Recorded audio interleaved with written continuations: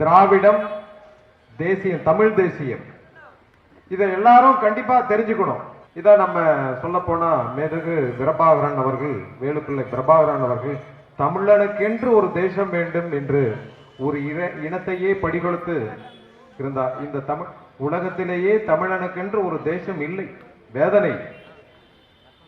ஆனா உலகத்துக்கே கல்லணையை கட்டி வேளாண்மை செய்து கட்டு கோத்தவன், கல்லணையை கட்டி வேளாண்மை இப்படிதான் தண்ணியை மடைமாற்றம் செய்து விவசாயம் செய்ய வேண்டும் என்று உலகத்திற்கே வழிகாட்டியவன் நம்ம முப்பாட்ட கரிகாலன்.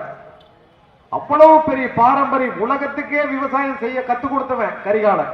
ஏன்னா ஆற்றுல காவேரியில் போகக்கூடிய தண்ணிய ஒரு தடுப்பணை கட்டி பல வழிகளில் திருப்பி இதை நீர்பாய்ச்ச முடியும், வேளாண்மை அதிகரிக்க முடியும் என்று உலகத்துக்கே வழிகாட்டியவன் தமிழர். அந்த பரம்பரையில் வந்தவன் தான் கங்கை கொண்டான், கடாரம் கொண்டான் என்று உலகத்திலேயே பெயர் பெற்ற ராஜராஜ சோழன், ராஜேந்திர சோழன் வாழ்ந்த இந்த மண்ணில் இன்னைக்கு திராவிடம் ஆடலாம். என்னையா இது? உலகத்துக்கே ஆட்சி செய்ய கத்துக் கொடுத்தவன், உலகத்துக்கே விவசாயம் செய்ய கத்துக் கொடுத்தவன் தமிழ. ஆனா இன்னைக்கு மாடல் மட்டும் திராவிட மாடல். எனக்கு என்ன அது புரியல.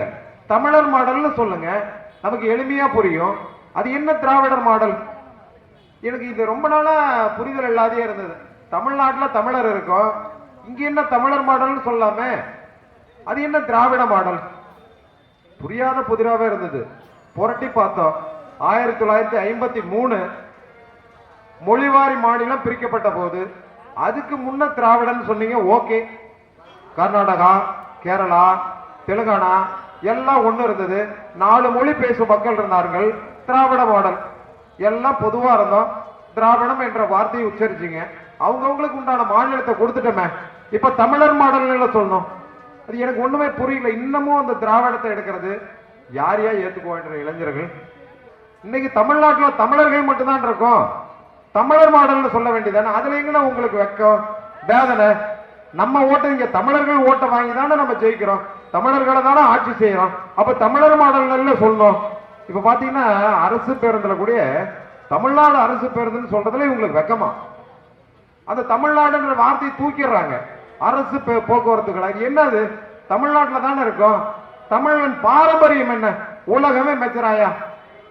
கன்னடாவில் தேசிய மொழியா வச்சிருக்கான், மலேசியாவில் தமிழ தேசிய மொழியா வச்சிருக்கான், சிங்கப்பூர்ல வச்சிருக்கான். இவ்வளவு பாரம்பரியம் மிக்க மொழி, உலகத்துக்கே மூத்த மொழி. இந்த தமிழ் மொழியை உங்களை வெளியில கொண்டு போய் சேர்க்கறதுல உங்களுக்கு இல்லை வெக்கம். திராவிடம் என்ற அகராதியிலே இல்லாத ஒரு சொல்ல கொண்டு வந்து போட்டு திராவிடம் என்கிற ஒரு மாடலை திரிக்கிறீங்களே. தமிழ்ல இல்லாத இலக்கியமா? தமிழ் இல்லாத இலக்கணமா? உலகத்துல எந்த மொழிக்குமே கிடையாது இவ்வளவு பெரிய இலக்கணம். அப்படி ஒரு அற்புதமான மொழியை ஏன் மறுவ செய்யறீங்க? அது என்ன திராவிட மாடல்? திராவிட மாடலுக்கு என்று என்ன மொழி, என்ன எழுத்து வடிவம் எனக்கு சொல்லுங்களேன். தமிழுக்கு என்று எல்லாமே இருக்கியா? கை இருக்கு, கால் இருக்கு, உடல் இருக்கு, தலை இருக்கு, எல்லாம் இருக்கு. உடல் இருக்கு, மெய் இருக்கு. தமிழ்ல எவ்வளவு பொருள் இருக்கு. உயிர், மெய். இந்த உடலை தான் மெய்யுங்கிறோம், இந்த உயிரை தான் உயிர்ங்கிறோம். உயிர் மெய் ரெண்டும் சேர்ந்தாதான் மனிதனா இருக்க முடியும். அதுதான் தமிழ்ல வச்சிருக்கான். உயிர் எழுத்துக்கள், மெய் எழுத்துக்கள் ரெண்டும் சேர்ந்தது உயிர்மெய் எழுத்துக்கள்.